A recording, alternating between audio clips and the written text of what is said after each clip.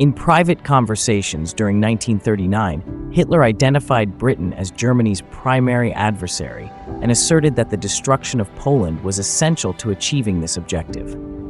Securing the eastern border would facilitate the expansion of Germany's Lebensraum. Feeling insulted by Britain's declaration on March 31, 1939, guaranteeing Polish independence, he remarked, "I shall brew them a devil's drink." During a speech in Wilhelmshaven on April 1st for the launch of the battleship Tirpitz, Hitler threatened to terminate the Anglo-German naval agreement if Britain continued to uphold Polish independence, which he viewed as part of an encirclement strategy. He intended for Poland to become either a German satellite or to be neutralized to safeguard the Reich's eastern flank and avert a potential British blockade. Initially, Hitler supported establishing Poland as a satellite state. However, after the Polish government rejected this proposal, he shifted to ordering an invasion, making it his principal foreign policy aim for 1939.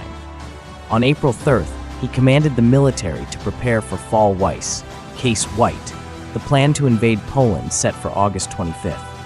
In a Reichstag address on April 28th, he renounced both the Anglo-German naval agreement and the German-Polish non-aggression pact. Historians like William Carr, Gerhard Weinberg, and Ian Kershaw suggest that one factor driving Hitler's urgency for war was his anxiety over dying before achieving his goals, as he feared his successors might lack his resolve. He believed a military strike against Poland could provoke an early conflict with Britain. Hitler's foreign minister, Joachim von Ribbentrop, reassured him that neither Britain nor France would fulfill their pledges to Poland. Consequently, on August 22, 1939, Hitler ordered the mobilization of troops against Poland. This plan necessitated tacit support from the Soviet Union and the Non-Aggression Pact.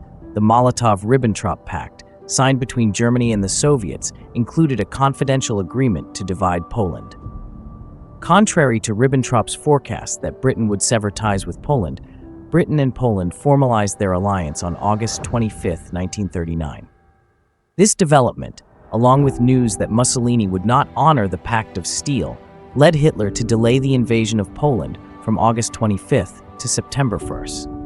He attempted to maneuver Britain into neutrality by proposing a non-aggression guarantee on August 25th, and subsequently instructed Ribbentrop to present a last-minute peace proposal with a very short deadline, aiming to place blame for the impending war on British and Polish inaction. On September 1, 1939, Germany invaded western Poland, claiming it was provoked by denied claims to the free city of Danzig and the right to extraterritorial roads through the Polish corridor, which had been ceded under the Versailles Treaty. In retaliation, Britain and France declared war on Germany on September 3rd, catching Hitler off guard and prompting him to angrily question Ribbentrop about the situation. Initially, Britain and France did not act on their declarations, but on September 17th, Soviet forces invaded eastern Poland. The fall of Poland triggered what contemporary journalists termed the phony war, or Sitzkrieg, the sitting war. Hitler directed the newly appointed Gauleiters of northwestern Poland, Albert Forster of Reichsgau Danzig, West Prussia, and Arthur Greiser of Reichsgau Wartheland to Germanize their regions without concern for the methods used. In Forster's jurisdiction, ethnic Poles were simply required to declare that they had German ancestry. Conversely, Greiser collaborated with Himmler to implement an ethnic cleansing campaign against Poles, and soon expressed dissatisfaction that Forster was permitting thousands of Poles to be recognized as racial Germans, jeopardizing German racial purity. Hitler chose not to intervene, which has been cited as an instance of the working towards the Führer theory, where vague directives from Hitler allowed subordinates to formulate their policies independently. Another contention arose between those advocating for ethnic cleansing in Poland, led by Heinrich Himmler and Greiser, against those who, like Göring and Hans Frank, Governor-General of occupied Poland, wanted to transform Poland into the granary of the Reich.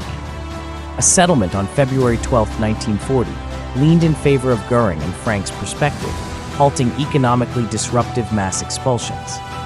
On May 15, 1940, Himmler issued a memorandum titled some thoughts on the treatment of alien population in the East, advocating for the expulsion of all Jews in Europe to Africa and reducing the Polish population to a leaderless class of laborers.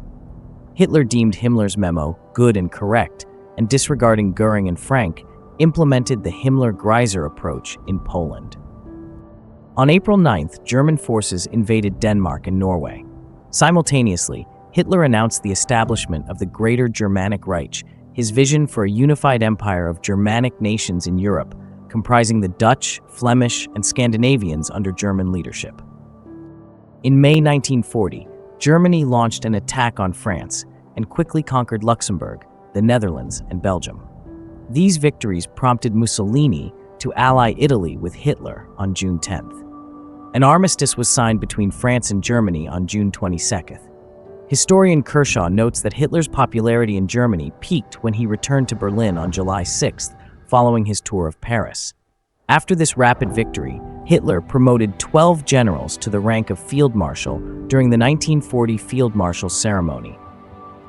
Britain, whose troops were evacuated from France via Dunkirk, continued to engage in the Battle of the Atlantic alongside other British dominions.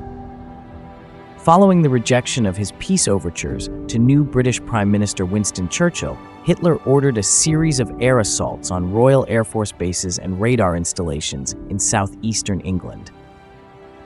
On September 7th, the systematic bombing of London commenced.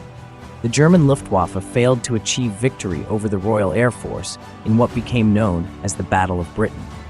By the end of September, Hitler recognized that air superiority required for the planned invasion of Britain, Operation Sea Lion, was unattainable and postponed the operation. The nighttime air raids on British cities escalated and persisted for months, targeting locations such as London, Plymouth, and Coventry.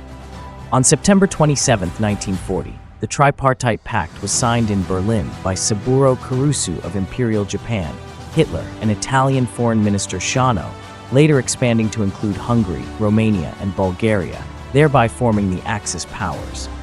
Hitler's attempts to integrate the Soviet Union into the anti-British coalition faltered after inconclusive discussions with Molotov in Berlin in November, leading him to order preparations for an invasion of the Soviet Union.